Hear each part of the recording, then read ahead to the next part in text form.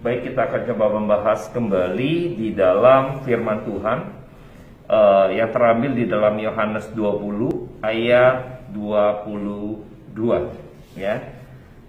Yohanes 20 ayat 22, kita akan coba melihat kembali bagaimana ketika Tuhan Yesus menghembusi gitu ya, menghembusi murid-muridnya, para rasul ya. Yohanes 20 ayat 22 ya. Yohanes 20 ayat 22 saya akan bacakan buat setiap kita. Dan sesudah berkata demikian, ia menghembusi mereka dan berkata, terimalah Roh Kudus. Dan ini seringkali menjadi polemik juga di tengah-tengah kehidupan orang Kristen, karena ada hamba Tuhan yang melakukan menghembusi gitu ya. Jadi biar orang mendapat Roh Kudus, maka dihembusi Roh Kudus. Dan ini apakah ini Alkitabiah gitu ya? Saya pernah ditanya bahwa apakah hal ini Alkitabiah Pak, katanya gitu ya. Karena di Alkitab ada buktinya Tuhan Yesus menghembusi supaya orang menerima Roh Kudus. Apakah orang menerima Roh Kudus dengan cara demikian? Seperti Tuhan Yesus menghembusi kepada murid-muridnya sehingga menerima Roh Kudus gitu ya. Nah, ini terjadi pada kehidupan kekristenan yang mungkin sudah yang lampau gitu ya. Hamba-hamba Tuhan menghembusi, terimalah gitu ya, terima Roh Kudus, terima gitu, langsung terima Roh Kudus gitu ya. Kira-kira apakah harus demikian? Nah, ketika di Alkitab kalau orang bicara bahwa ini Alkitabiah Pak, menghembusi supaya orang atau jemaat Tuhan menerima Roh Kudus gitu ya. Buktinya ada di dalam Alkitab. Yohanes 20 ayat 22 yang sudah tadi kita baca, terimalah Roh Kudus ketika Tuhan Yesus menghembusi mereka. Lalu ini dipakai untuk menghembusi jemaat Tuhan yang mau menerima Roh Kudus. Apakah iya gitu kan? Kalau misalnya ini emang benar yang dikerjakan, lalu harus diteladani oleh para rasul. Tetapi di dalam kisah para rasul atau cerita daripada setelah Yesus naik dan lain sebagainya, kita tidak melihat Alkitab mencatat Rasul Petrus melakukan hal yang sama seperti apa yang Tuhan Yesus lakukan. Ketika dia berkhotbah, lalu banyak orang datang, 3.000 orang, lalu Petrus menghembusi mereka supaya mereka terima Roh Kudus. Tidak ada dicatat di dalam Alkitab demikian. Ya. Artinya hal ini adalah bukan sesuatu yang emang harus dikerjakan oleh kita gitu loh. Ini bukan menjadi satu patokan, itu bukan menjadi satu gambar bahwa ini Alkitabiah dan harus dilakukan supaya untuk menerima Roh Kudus. Tidak demikian. Ya. Makanya banyak praktek-praktek di dalam ibadah gereja. Saya juga melihat, mungkin Bapak Ibu bisa lihat nanti di YouTube channel.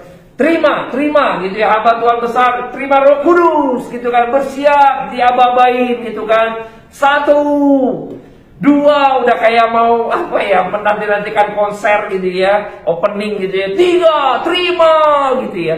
Apakah dengan demikian maka Roh Kudus diterima oleh jemaat Tuhan? Ini praktek-praktek yang bukan yang seharusnya demikian. Yesus hanya melakukan kepada murid-muridnya saja, tidak kepada yang lain. Dan rasul-rasul tidak meneladani apa yang Tuhan Yesus lakukan, gitu loh. Jadi di dalam hal ini kita bisa melihat bahwa Yesus menghembusi mereka bukan berarti harus menerima Roh Kudus dengan cara seperti Tuhan Yesus menghembusi mereka, tidak. Hanya sebagai perlambangan daripada roh manusia yang mati dihidupkan kembali. Hal ini pernah terjadi pada waktu Kejadian. Yang menarik di dalam kisah Kejadian, saya akan bacakan buat setiap kita. Kejadian 2 ayat yang ke-7 ya. Kejadian 2 ayat ke-7. Saya akan bacakan buat setiap kita karena satu ayat saja gitu ya. Ketika itulah Tuhan Allah membentuk manusia itu dari debu tanah dan menghembuskan nafas hidup ke dalam hidungnya. Demikianlah manusia itu menjadi makhluk yang hidup. Ini pernah Tuhan menghembuskan nafas hidup. Ya, tadi dalam Yohanes menghembusi mereka ya. Pada waktu kejadian, waktu Tuhan Yesus menciptakan manusia dari debu tanah, lalu dia menghembuskan nafas. Ini pernah terjadi. Yohanes mencatat, yang menarik adalah dia menarik kembali karena di awal penulisan Yohanes, Injil Yohanes ditulis, itu menarik kepada kisah awal, ya, kejadian. Pada mulanya adalah firman. Firman itu bersama-sama dengan Allah dan firman itu adalah Allah. Ini kitab kejadian gitu ya. Nah, pada waktu Yohanes mencatat menghembusi mereka, lalu kalau kita kaitkan dengan kejadian tadi di dalam kejadian 2 ayat 7, maka menghembuskan nafas, kita bisa melihat bahwa Roh Kudus ketika dihembusi oleh Tuhan Yesus, artinya manusia berdosa dilahirkan kembali, dinyalakan kembali untuk boleh memberitakan Injil kalau kepada murid-muridnya. Ya, Roh Kudus diberikan kepada para rasul gitu ya, untuk mendorong mereka memiliki keberanian. Yang minggu lalu kita sudah pernah bahas di hari Pentakosta. Roh Kudus itu diberikan supaya para rasul memiliki kegairahan untuk memberitakan Injil, memiliki keberanian untuk menyampaikan kepada firman Tuhan siapa Yesus. Yang tadinya dia takut ketika mengucap mengenai Yesus, ketika berbicara mengenai Yesus dalam kisah para rasul. Kalau saya coba flashback di dalam kejadian tadi, maka manusia itu ada unsur rohani di dalam jasmani, lalu Tuhan menghembuskan nafas, memberikan kehidupan rohani. Ada jasmani dan rohani, Tuhan berikan itu. Ketika manusia jatuh dalam dosa, maka kehidupan rohani manusia itu mati. Maka harus dihembuskan, harus dilahirkan kembali. Sebagaimana Tuhan Yesus berbicara, bercakap-cakap dengan Nikodemus yang dicatat dalam Injil Yohanes, dalam Yohanes 3, yang coba kita akan lihat ya. Yohanes 3, kita akan coba lihat peristiwa ini, peristiwa yang menarik juga. Yohanes 3 ayat pertama sampai ayat 13 kita akan baca silih berganti Bapak Ibu ya. Injil Yohanes 3 ayat 1 sampai 13. Saya ganjil, Bapak Ibu genap. Yohanes 3 ayat 1 sampai 13. Percakapan dengan Nikodemus. Adalah seorang Farisi yang bernama Nikodemus, seorang pemimpin agama Yahudi. Ia datang pada malam kepada Yesus dan berkata, "Rabi, engkau datang sebagai guru yang diutus Allah, sebab tidak ada seorang pun yang dapat mengadakan tanda-tanda yang engkau adakan itu, jika Allah tidak menyertainya." Yesus menjawab katanya, "Aku berkata kepadamu, sesungguhnya jika seorang tidak dilahirkan kembali, ia tidak dapat melihat kerajaan Allah." Kata Nikodemus kepadanya, "Bagaimanakah mungkin seorang dilahirkan kalau ia sudah tua? Dapatkah ia masuk kembali dalam rahim ibunya dan dilahirkan?" Jawab Yesus, "Aku berkata kepadamu, sesungguhnya jika seorang tidak dilahirkan dari air dan roh, ia tidak dapat masuk ke dalam kerajaan Allah." Apa yang dilahirkan dari daging adalah daging, dan apa yang dilahirkan dari roh adalah roh. Janganlah engkau heran, karena aku berkata kepadamu, kamu harus dilahirkan kembali. Angin bertiup kemana ia mau, dan mendengar bunyinya, tapi engkau tidak tahu dari mana ia datang, kemana ia pergi. Demikian hanya dan tiap-tiap orang yang lahir dari roh. Nikodemus menjawab katanya, "Bagaimanakah mungkin hal itu terjadi?" Engkau adalah belajar Israel, dan engkau tidak mengerti hal itu. Aku berkata kepadamu, sesungguhnya kami berkata-kata tentang apa yang kami ketahui dan kami bersaksi tentang apa yang kami lihat, tetapi kamu tidak menerima kesaksian kami. Kamu tidak percaya waktu aku berkata kepada kamu tentang tanah dunia. Bagaimana kamu akan percaya kalau aku berkata kepada kamu tentang hal-hal surgawi? Tidak ada seorang pun yang telah naik ke surga selain daripada dia yang telah turun dari surga, yaitu Anak Manusia. Kita bisa melihat bagaimana Nikodemus, seorang pengajar Israel, seorang guru, seorang dosen gitu ya. Ketika Tuhan berkata-kata dengan dia, ketika Tuhan menyampaikan sesuatu yang sifatnya rohani, tapi si Nikodemus menangkapnya sesuatu yang jasmani. Tuhan mengatakan sesuatu yang tinggi, dia menangkapnya kepada sesuatu yang rendah. Nggak nyambung gitu kayaknya. Gimana mungkin gitu kan? Orang bisa dilahirkan kembali, nggak mungkin gitu loh. Yang Tuhan Yesus maksudkan adalah ketika rohani seseorang dilahirkan kembali. Anda dan saya sebenarnya ketika jatuh dalam dosa, kerohanian kita mati, kerohanian kita lumpuh, kerohanian kita buta. Maka pada waktu itu Roh Kudus mencelingkan mata rohani kita. Kita yang sudah mati dibangkitkan kerohanian kita. Itu pekerjaan Roh Kudus. Kalau nggak mungkin. Anda dan saya sudah dalam keberdosaan kita, nggak mungkin tiba-tiba kita bisa datang kepada Tuhan dan bertobat. Pekerjaan siapa itu? Kalau bukan pekerjaan Roh Kudus. Maka ketika Tuhan menghembusi di dalam kepada murid-muridnya sebenarnya untuk memberikan satu kekuatan, keberanian untuk memberitakan Injil. Tapi kalau kita bicara mengenai kita mendapat kepenuhan Roh Kudus gitu kan, bukan ada tanda-tanda yang aneh-aneh Bapak Ibu. Kita lihat pada waktu Tuhan Yesus menghembusi para muridnya, itu tidak terjadi sesuatu yang fenomenal, tidak kejang-kejang gitu ya. Tidak, atau tidak jatuh gubrak gitu kan, lalu dia ngomong-ngomong dan sebagainya yang gak jelas. Tidak terjadi. Yohanes tidak mencatat sesuatu yang aneh. Tidak mencatat itu. Tetapi yang terjadi di dalam kekristenan kita di dalam dunia ini, ketika Roh Kudus terima gitu ya, semua terjadi fenomena. Itu berarti ada Roh Kudus. Apakah demikian?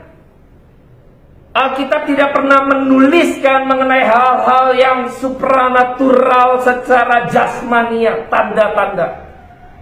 Alkitab tidak menyatakan hal demikian. Bahkan kemarin kita sudah belajar mengenai hari Pentakosta, di mana ketika Roh Kudus dicurahkan, mereka berbahasa lain yang dimengerti oleh bangsa yang lain. Bukan perkataan yang aneh yang nggak dimengerti. Nah, ketika kita melihat di sini, apakah Roh Kudus itu turun dengan tanda-tanda demikian, maka itu adalah Roh Kudus. Tidak demikian. Saya selalu mengingatkan buat setiap kita bahwa Roh Kudus tidak pernah mematikan akal pikiran kita. Roh Kudus tidak pernah mematikan bagaimana kita harus berpikir dengan kesadaran kita penuh akan kebenaran firman Tuhan. Nggak pernah. Orang biasanya mendapatkan satu fenomena penerimaan Roh Kudus, entah kejang-kejang, entah jatuh gitu ya. Tapi ketika mereka sadar, mereka ngerti apa nggak tahu. Seperti emosinya, waduh luar biasa, saya merasakan hadirat Tuhan, saya merasakan sesuatu yang, waduh, seperti diangkat ke atas gitu ya. Seperti diangkat ke tingkat-tingkat langit, yang mungkin gak dirasakan oleh orang lain. Saya merasakan itu, tapi nggak ngerti apa-apa. Apakah itu pekerjaan Roh Kudus? Setan juga bisa kerjakan begitu. Roh Kudus tidak pernah memanipulasi pikiran kita. Roh Kudus tidak bekerja memanipulasi emosi kita. Tidak pernah.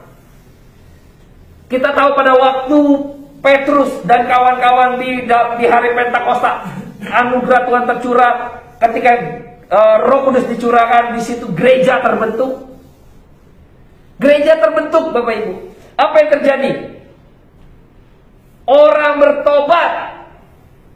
Orang mengakui dirinya dia berdosa. Harus apalagi yang kami harus melakukan apa? Kemarin kita sudah pelajari Bapak, itu pekerjaan Roh Kudus. Menginsafkan manusia berdosa akan dosa. Sadar, akhirnya mereka mau memberi diri, mengakui dosa mereka, minta ampun kepada Tuhan. Siapa yang membuat kesadaran ini? Roh Kudus. Anda dan saya juga akan, apakah Roh Kudus itu gitu ya, maksudnya kan kita juga nggak tahu kapan itu Roh Kudus ada di dalam diri kita, Bapak Ibu. Wah, ketika saya ingat waktu saya dibaptis tanggal sekian, bulan sekian, tahun sekian. Tidak, Bapak Ibu. Ada satu kisah di mana pada waktu Anda dan saya dibaptis, menerima Tuhan Yesus sebagai juru selamat, itu ada cerita di balik ini semua. Sebelum Anda dibaptis, tentunya Bapak Ibu ada kegelisahan toh. Gak mungkin kucuk-kucuk datang, Pak saya mau minta dibaptis. Gak mungkin. Ada kisah di balik sebelum kita memberi diri dibaptis, Maka disitulah kita tahu bahwa ada pekerjaan Roh Kudus sebelumnya, benar? Maka aduh saya orang berdosa, saya minta ampun sama Tuhan, saya mesti gimana segala macam. Itu Roh Kudus bekerja, Bapak Ibu, menuntun orang sehingga datang kepada Kristus. Ini ada cerita di balik itu. Dari mana kita nggak tahu, seperti angin. Pak Alkitab mengatakan pada waktu Tuhan Yesus bercakap-cakap dengan Nikodemus, seperti angin, nggak tahu. Kita pun nggak tahu persis kapan harinya pada waktu itu Roh Kudus ada di dalam diri kita. Nggak tahu, Bapak Ibu. Kita hanya tahu pada waktu itu dibaptis tanggal sekian, bulan sekian, tahun sekian. Tapi di balik itu Roh Kudus bekerja diam-diam, yang kita nggak ketahui. Saya nggak pernah menyangka. Saya orang yang dulu menyembah Kohonson dari Jepang, tiba-tiba bisa sampai seperti ini. Tentu pada waktu saya sebelum dibaptis, saya juga nggak tahu kegerakan dari mana itu datang dan sebagainya, toh benar gak? Tetapi saya percaya bahwa itu pekerjaan Roh Kudus. Kalau nggak mungkin saya bisa terima Kristus dan sampai hari ini melayani Tuhan. Nggak mungkin. Pekerjaan siapa coba? Pekerjaan Roh Kudus.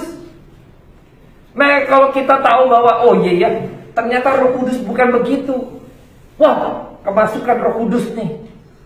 Ketawa, Holy Laughter. Dulu udah lama ya kan, Toronto Blessing segala macam dari Amerika bawa ke sini gitu kan. Rusak anak muda. Saya juga kan pernah ngikut berbagai kegiatan ya. Kayak begitu Bapak Ibu. Ada satu fenomena kita tahu itu adalah kuasa Roh Kudus, ada sukacita pada Roh Kudus. Orang jingkrak-jingkrak, nangis-nangis, haru-haru gitu kan. Ketawa-ketawa itu ketawa kudus katanya. Ketawa kudus Bapak Ibu. Saya nggak ngerti ya. Itu fenomena tanda-tanda ini orang penuh Roh Kudus. Orang penuh dengan Roh Kudus ada tanda-tandanya. Bayangkan Bapak Ibu, ini sudah dikacaukan pemikiran kita terhadap Roh Kudus itu sendiri. Saya akan kasih contoh, lihat bagaimana Roh Kudus bekerja kepada satu orang yang di dalam hidupnya, dalam pelayanannya tidak pernah mendapatkan kesempatan untuk melakukan mukjizat. Yohanes Pembaptis. Yohanes Pembaptis di dalam pelayanannya dia tidak melakukan mukjizat apapun. Tidak memberikan orang buta sembuh gitu ya, melek, orang kusta jadi tahir, orang timpang berjalan, orang budek gitu ya, kembali mendengar gitu. Tidak. Bapak Ibu jangan salah, Yohanes Pembaptis di dalam pelayanannya tidak memberikan mukjizat, tidak melakukan mukjizat. Ya mungkin dianggap orang kasar karena makanannya belalang dan madu di hutan padang belantara. Bayangkan Bapak Ibu. Tapi Tuhan pakai Yohanes Pembaptis sejak dalam kandungannya penuh dengan Roh Kudus. Bayangkan. Tidak terjadi fenomena apapun Bapak Ibu. Waktu dia berkhotbah tidak ada orang yang tiba-tiba terima Roh Kudus, percaya bertobat. Enggak. Alkitab mencatat di dalam Kisah, kita akan buka ya. Coba kita akan buka di dalam saya coba ambil di Matius saja ya. Matius 3 kita akan lihat.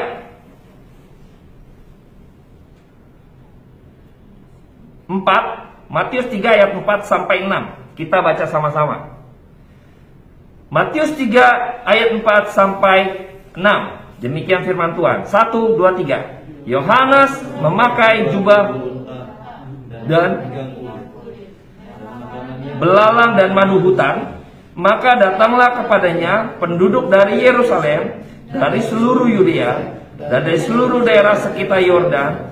Lalu sambil mengaku dosanya mereka dibaptis oleh Yohanes di sungai Yordan. Bayangkan, makannya belalang, hutan madu gitu ya, madu hutan, pakai jubah unta segala macam. Orang yang nggak rapi gitu loh, nggak kayak pakai baju seperti seorang imam, seorang hamba Tuhan, tidak.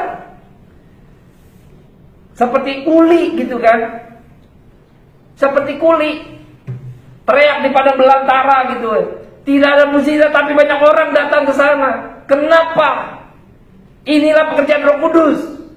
Inilah orang yang penuh dengan kuasa Roh Kudus. yang membawa orang supaya orang itu sadar dan bertobat. Inilah yang dipekerjakan oleh Roh Kudus. Kita tidak lihat ada satu fenomena terjadi secara jasmania, tidak kita lihat, betul? Nggak ada pemukjizat yang datang. Bahkan dia kemarin kita sudah bahas bahwa dia tegur orang yang main-main, hei kau keturunan ular meludah. Orang-orang Farisi, orang-orang Saduki lagi itu juga memberi dibaptis. Dia suruh tegur, jangan main-main, kau bertobat. Berani menegur dosa. Roh Kudus yang berikan itu, membawa orang datang, tidak membawa orang yang tidak menjadi sadar. Wah, saya merasakan hadirat Tuhan luar biasa, tapi nggak ngerti apa itu. Wah, pokoknya lu mesti ngerasain apa gitu kan. Nggak bisa jelaskan. Roh Kudus tidak pernah mematikan logika kita, kesadaran kita. Tidak pernah. Itu bukan pekerjaan Roh Kudus. Kalau mematikan kita punya kesadaran kita, sehingga kita nggak sadar gitu ya. Wah, menikmati narkoba ya, bisa kayak gitu tuh. Nge-fly, nyimeng ya kan, nge-fly, indah gitu kan. Mematikan kesadaran kita. Apakah Roh Kudus seperti itu? Tidak pernah. Kita coba lihat bagaimana ketika Yohanes Pembaptis sejak dari kandungan ibunya itu penuh dengan kuasa Roh Kudus. Saya coba ambil di dalam Injil Lukas. Lukas 2 nggak salah ya, coba ya. Oke, kita akan coba buka di dalam Injil Lukas 1. Kita kutip saja ya. Ayat 41. Lukas 1 ayat 41. Kita akan coba kutip saja. Ayat 41. Lukas 1, Injil Lukas 1 ayat 41. Ya. Injil Lukas 1 ayat 41. 1 2 3. Dan ketika Elisabet mendengar salam Maria, melonjaklah anak yang di dalam rahimnya, dan Elisabet pun penuh dengan Roh Kudus. Bayangkan ya. Itu pada waktu masih di kandungan tuh. Maria datang, si Elisabet lagi ngandung si Yohanes Pembaptis nantinya. Begitu Maria datang gitu ya, dia melonjak tuh. Karena apa? Kedatangan Yesus tuh. Yohanes Pembaptis itu udah tahu loh. Luar biasa ya, Tuhan berikan kayak gitu ya. Selisihnya kurang lebih 1 semester atau 6 bulan. Kelahiran Yohanes Pembaptis dengan Tuhan Yesus. Dia sambut, wah datang. Bayangkan. Sejak dari kandungan Yohanes Pembaptis. Tapi tidak terjadi apa-apa ketika dia melayani. Tidak terjadi kejang-kejang, tidak terjadi orang tumbang, jatuh dan sebagainya. Tidak terjadi apa-apa. Yang terjadi secara supranatural adalah ketika manusia berdosa sadar. Itulah supranatural yang sejati. Itulah pekerjaan Roh Kudus. Pekerjaan Roh Kudus bukan supranatural yang seperti orang begitu didoakan lalu dia tumbang. Dia nggak sadar apa-apa. Kita berasa dia penuh dengan Roh Kudus. Dia penuh dengan kuasa Roh Kudus. Dia ditumbangkan oleh Roh Kudus, tanda petik. Dijamah oleh Roh Kudus, maka dia tertawa. Tapi nggak mengerti kenapa kamu ketawa. Nggak tahu, saya merasakan sukacita luar biasa. Nggak ngerti. Kenapa engkau menangis? Saya nggak tahu. Saya merasakan sesuatu yang luar biasa. Nggak ngerti. Bapak Ibu kalau lagi galau, dengar lagu melo, apalagi kalau misalnya tipenya tipe baperan, itu bisa nangis sedih gitu. Mengasihani diri sendiri, itu bisa sedih Bapak Ibu. Bisa. Nggak usah perlu Roh Kudus itu. Ya, setel musik, melo, ya kan? Jadi sad boy atau sad girl gitu kan. Bisa nangis. Bisa sedih, mengasihi diri sendiri. Bisa tanpa pekerjaan Roh Kudus. Mainkan emosi Anda dan segalanya gitu loh. Bisa. Roh Kudus tidak bekerja untuk mematikan atau mempermainkan perasaan kita, emosi kita, pikiran kita. Enggak pernah. Justru dia menyadarkan, hei bangun, engkau perlu bertobat, kau berdosa. Hei kamu tahu gak engkau butuh Tuhan, kau butuh juru selamat, tahu gak engkau kemana, engkau binasa kalau tidak percaya dan sebagainya. Ditegur setiap dosa. Sadar kita. Enggak mempermainkan emosi kita. Roh Kudus tuntun pelan-pelan. Tuntun perlahan-lahan Bapak Ibu. Saya melihat bahwa sudah terjadi kekacauan di dalam kehidupan kekristenan. Mimbar-mimbar Tuhan menyatakan bahwa Roh Kudus penuh dengan Roh Kudus, dengan hal-hal yang supranatural lain yang bukan sebenarnya supranatural itu ada di dalam kerohanian sesungguhnya. Ini kan supranatural. Manusia yang berdosa tiba-tiba bisa berpindah menjadi orang yang mau meninggalkan atau bisa hidup suci, bisa hidup kudus. Ini kan supranatural yang orang gak lihat. Orang ingin lihatnya kejang-kejangnya, fenomenanya yang terjadi, tanda-tandanya apa gitu. Orang lihatnya maunya itu. Tapi dalam diri seseorang, perubahan orang dari misalnya dulu berantakan, rusak, ya kan, perampok, penjudi, segala macam ada, tiba-tiba dia hidup suci, hidup kudus. Ini supranatural. Siapa yang bisa kerjakan ini? Roh Kudus. Ketika Tuhan Yesus mengatakan terimalah Roh Kudus, ini juga sebagai penggambaran dari Allah Bapa mengutus Tuhan Yesus mengutus Roh Kudus. Ini seluruh rangkaian yang harus kita bisa terima. Tuhan Yesus hanya satu kali memberikan hal ini untuk memberikan Allah Bapa mengutus Tuhan Yesus sebagai Allah Anak oknum kedua, lalu Tuhan Yesus mengutus Roh Kudus sebagai oknum ketiga. Ini dari Allah Tritunggal yang harus kita lihat. Ini tidak terjadi lagi. Tidak dilakukan oleh Petrus, oleh Yohanes, ketika Lukas, Markus. Terima Roh Kudus ya. Yuk terima, siap-siap. 1, 2, terima. Enggak gitu Petrus dan kawan-kawan. Tidak. Tidak demikian. Kita akan lihat di dalam Kisah Para Rasul. Kita akan cuplik saja gitu ya. Kisah Para Rasul kedua,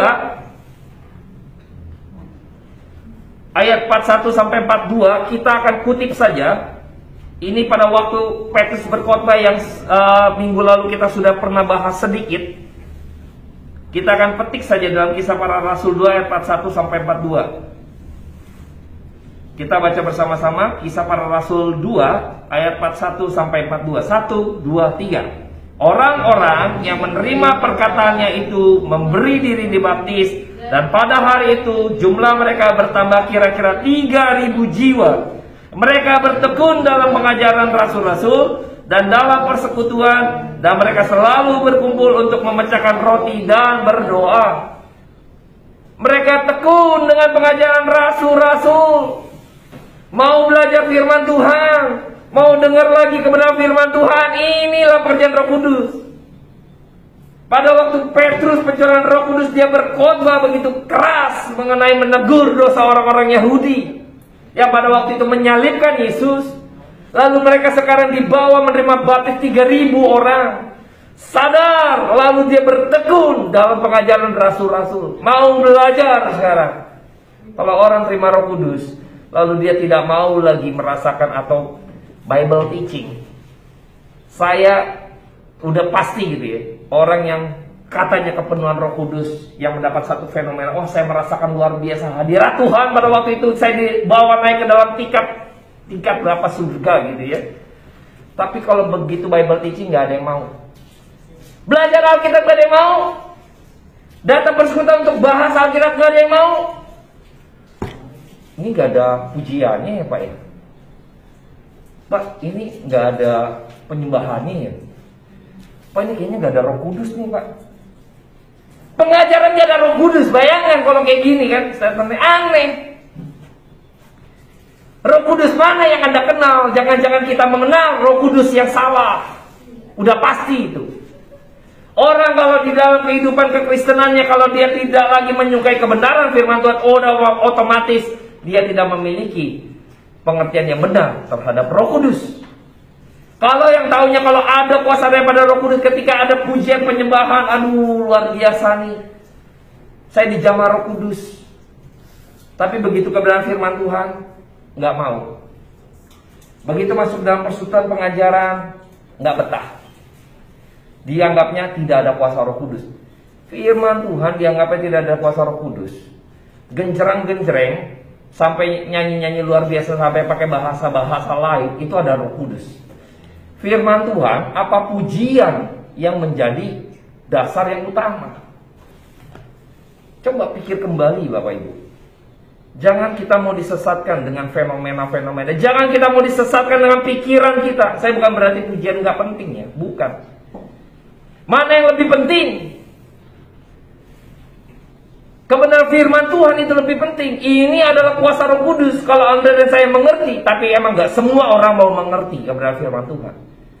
Anda dan saya kalau misalnya hari ini nggak ngerti khotbah misalnya gitu ya, kita dalam satu persekutuan, Bible teaching nggak ngerti segala macam, itu kemungkinan kita tidak memperoleh pengertian tentang Roh Kudus yang benar.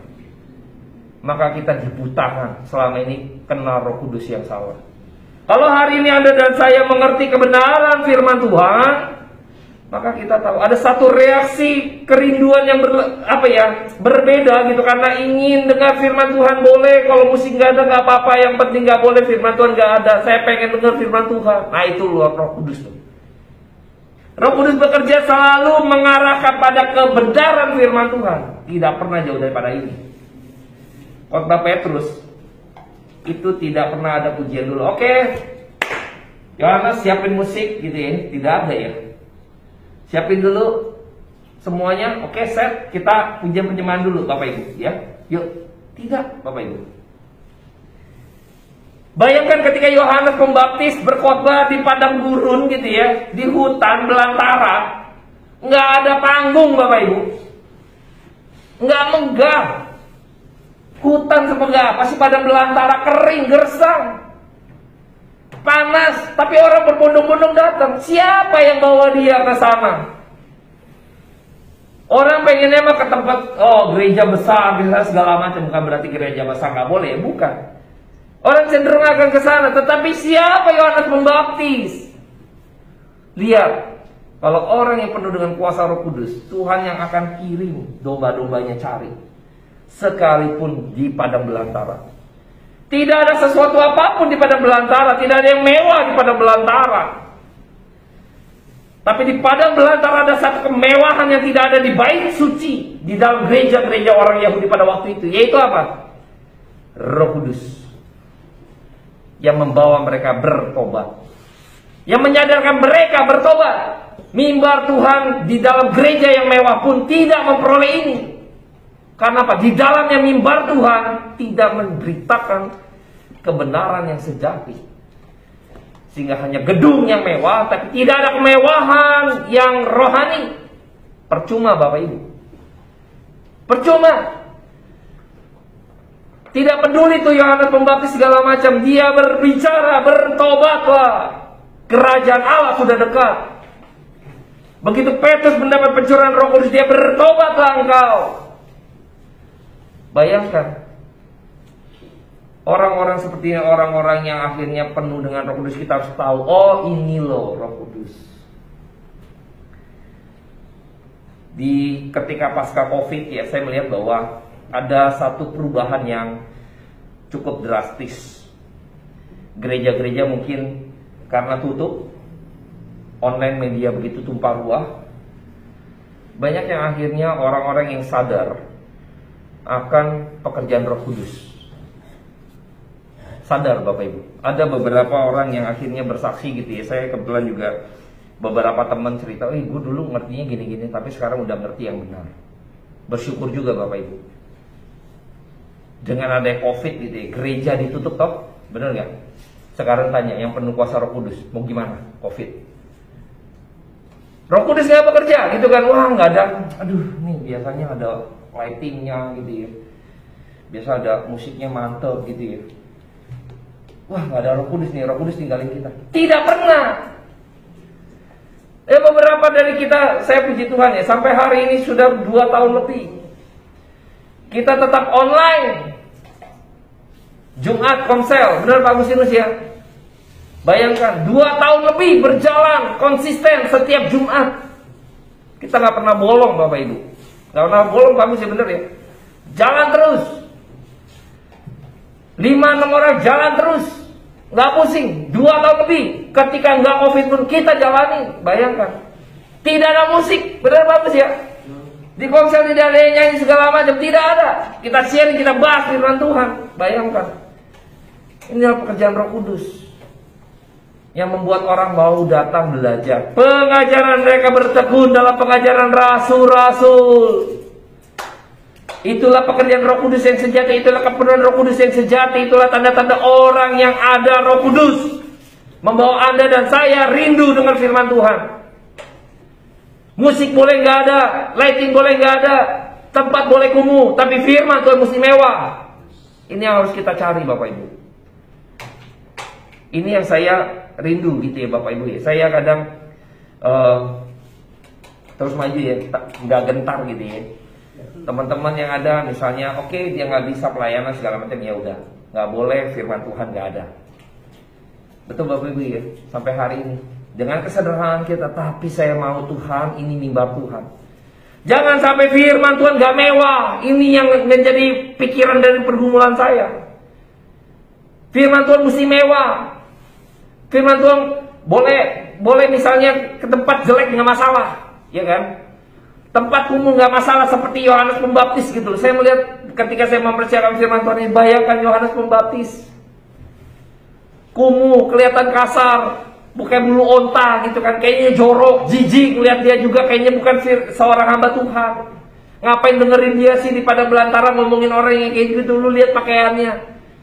Tapi ketika dia menyampaikan kebenaran firman Tuhan, Roh Kudus ada di sana. Ini yang penting. Saya minta sama Tuhan, tempat boleh gak mewah, sederhana. Ini juga gak ada dekor, gak ada apa-apa Bapak Ibu, ya kan? Minumnya air doang juga gitu kan, gak ada apa-apa Bapak Ibu. Tapi firman Tuhan tidak boleh gak mewah. Tempat boleh gak mewah, tapi firman Tuhan harus mewah. Tuhan tolong saya, pakai saya untuk saya bisa mengupas kebenaran firman Tuhan dengan mewah, supaya Bapak Ibu sadar, oh inilah pekerjaan Roh Kudus. Salut saya dengan Yohanes Pembaptis. Di dalam pelayanannya tidak ada mukjizat yang dia lakukan, tapi orang bertobat begitu banyak. Ini mau menunjukkan bahwa kuasa daripada Roh Kudus yang memberikan pertobatan sejati, bukan mukjizat yang membawa pertobatan, bukan sama sekali. Mukjizat tidak pernah membawa seseorang masuk ke dalam pertobatan sejati, tidak mungkin. Kalau enggak berarti Alkitab second, itu hanya urutan kedua. Pertama harus mukjizat. Tidak Bapak Ibu. Kita akan lihat untuk penutup di dalam 1 Korintus 12. Karunia-karunia Roh Kudus ya, sebagai penutup. Kita akan baca dari ayat ke-7 sampai ke-11. 1 Korintus 12 ayat 7 sampai 11. 1 Korintus 12 ayat 7 sampai 11. Sampai 11, sorry. Bapak Ibu baca yang ganjil, saya yang genap. Ya, saya yang genap. Oke. 1 Korintus 12 ayat 7 sampai 11, demikian firman Tuhan. 1 2 3.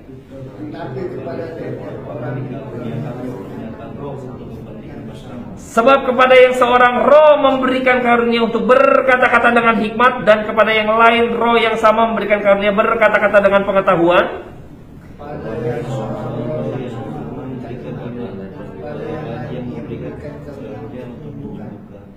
Kepada yang seorang memberikan kuasa mengadakan mukjizat, dan kepada yang lain yang memberikan karunia untuk bernubuat, dan yang lain lagi yang memberikan karunia untuk membedakan bermacam-macam roh. Kepada yang seorang ia memberikan karunia untuk berkata-kata dengan bahasa roh, dan kepada yang lain ia memberikan karunia untuk menafsirkan bahasa roh itu.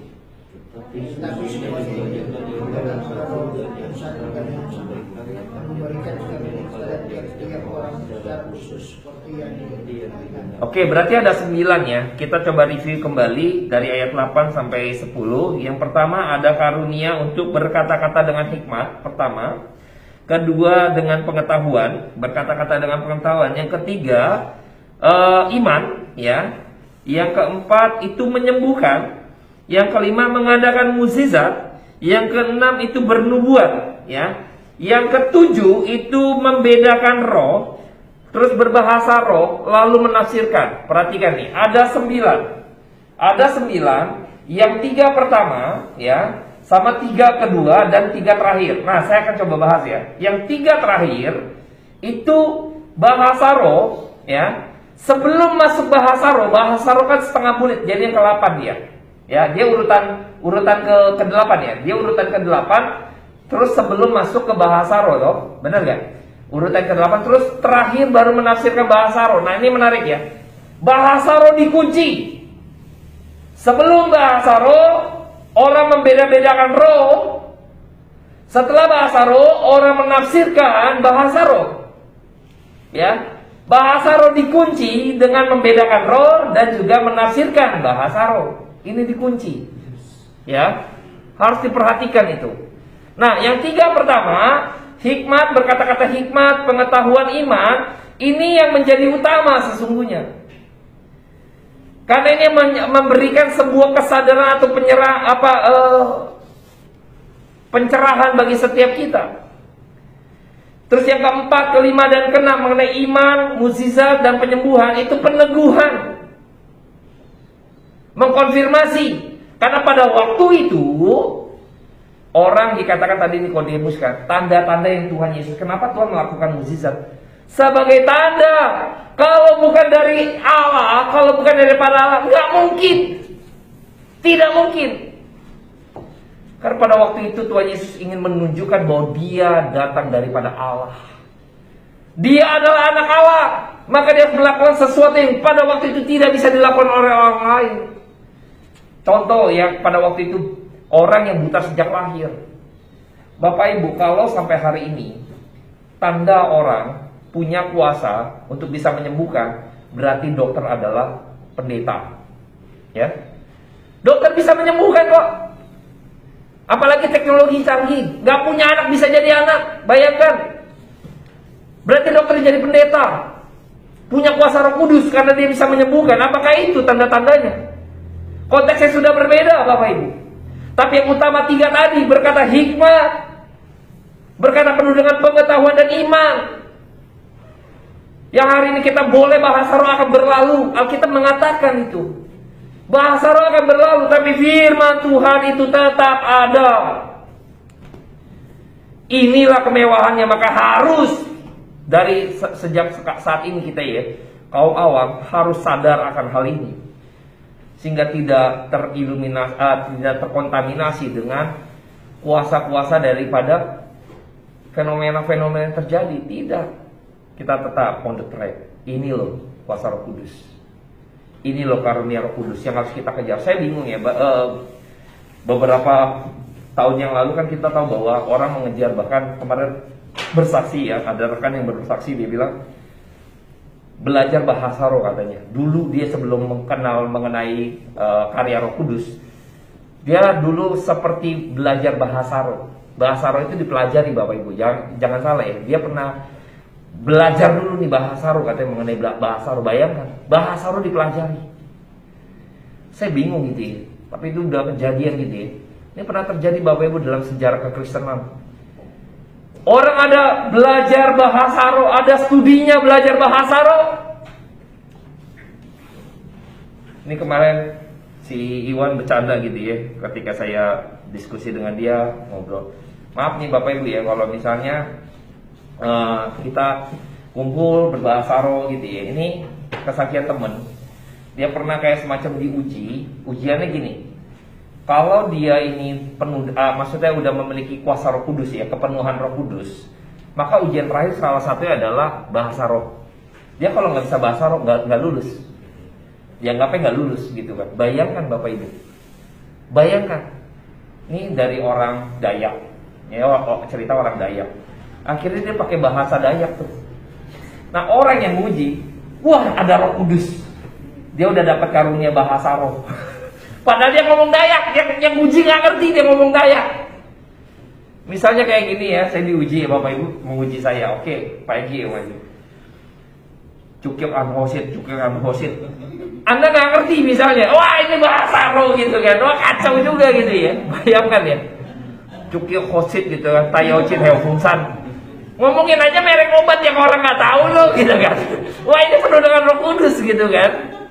Ya kan, Tayocin Heofungsan Chong'on, ya sebutin aja gitu kan, obat-obat Cina gitu kan. Wah penuh Roh Kudus nih berarti, ya kan. Apakah begitu Bapak Ibu? Bayangkan, saya kaget loh. Ujian semuanya kita sebutin aja kan.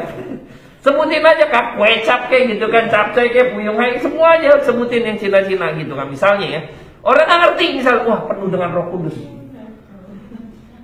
Kita mana tahu Bapak Ibu, kita tahu kan, lihat deh orang berbahasa roh ya. Saya bukan menghina bahasa roh, tidak. Saya tahu itu ada, tapi bukan seperti yang beredar saat ini, ya kan? Bukan saat ini beredar, bukan. Saya akuin bahasa roh itu ada karena Alkitab sudah ada. Tapi Alkitab, puji Tuhan, Tuhan Yesus tidak berbahasa roh Bapak Ibu. Betul ya? Kalau Tuhan Yesus berbahasa roh di catatan Alkitab, orang-orang yang nyesatin itu pakai ayat itu selalu. Tuhan Yesus saja pakai bahasa roh. Petrus saja enggak, Paulus saja yang punya bahasa roh. Dia enggak tulis dia berbahasa roh Bapak Ibu. Paulus yang bisa berbahasa roh, dia tidak tulis di sini. Tidak tulis Bapak Ibu. Paulus bukan sombong.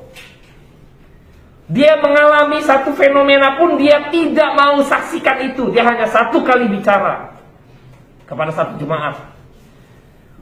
Karena sudah capek gitu menghadapi orang-orang yang selalu mengenalkan Yesus yang palsu, yang penuh fenomena. Dia capek dengan orang-orang kayak gini. Dia pernah cerita. Dia sampai pernah cerita Bapak Ibu. Dia nggak pernah cerita lagi kepada jemaat-jemaat yang lain. Tidak. Kenapa? Karena bukan itu. Bukan kesaksian seperti itu gitu loh. Bukan. Nggak ditonjolkan kayak seperti itu. Tapi dia selalu membicarakan kebenaran firman Tuhan. Ngajar orang firman Tuhan. Maksudnya ini Alkitab mengatakan ini. Taurat seperti apa. Hubungan dengan Yesus. Iman yang seperti apa. Terus itu yang diajarkan. Bukan yang aneh-aneh. Orang yang gereja yang udah mulai aneh-aneh ngajar gitu ya. Karena ingin membangkitkan emosi daripada jemaat Tuhan. Euforianya dibangkitkan kembali gitu loh. Semangatnya dikembalikan kembali. Saya tantang kok gereja-gereja modern saat ini. Kalau tidak ada musik, kalau tidak ada lighting, kalau tidak ada apapun di dalam gereja itu, maukah berdoa sungguh-sungguh? Maukah bahas firman sungguh-sungguh? Kita akan lihat. Berani gak kesejatian itu ditantang? Saya menantang diri saya sendiri. Tuhan tolong saya Tuhan. Saya pengen seperti Yohanes Pembaptis. Sekalipun tempat tidak mewah, tetapi firman Tuhan mewah karena ada Roh Kudus di sini. Itu yang saya minta sama Tuhan. Seberapapun Tuhan. Tuhan tolong. Mari kita berdoa. Bapa dalam surga, terima kasih buat anugerah Tuhan yang tidak pernah habis-habisnya buat setiap kami. Kami bersyukur karena malam hari ini Tuhan pimpin sampai hari ini, sampai sejauh ini Tuhan. Kami bersyukur Tuhan atas kuasa daripada Roh Kudus yang gak pernah berhenti buat setiap kami, yang terus berkarya. Dan pada malam hari yang sudah berkaya bagi setiap kami, Hau berdoa Tuhan, kiranya rahmat-Mu Tuhan tak berkesudahan bagi setiap kami Tuhan. Hau berdoa menyerahkan teman-teman semua rekan-rekan jemaat Tuhan di tempat ini, agar mereka semakin hari penuh dengan pengertian yang benar terhadap karya Roh Kudus. Terpujilah nama Tuhan, kekal selama-lamanya sampai selama-lamanya. Amin.